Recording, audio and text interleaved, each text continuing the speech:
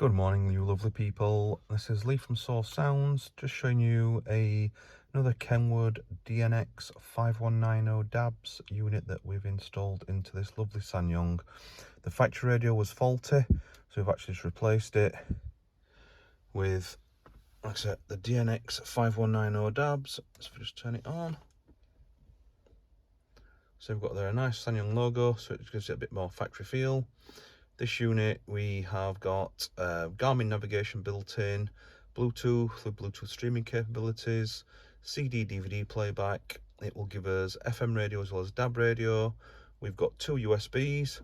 So on this one, we've actually retained the factory USB position there. And then the second one, we've run into the glove box for the customer. We've also got Apple CarPlay, Android Auto connectivity on this little screen. And we have retained the steering wheel controls. So if I just quickly show you volume up, you can see the volume going up and down. And this vehicle's also got reverse camera, which we've managed to retain as well. And there you go for the reverse camera.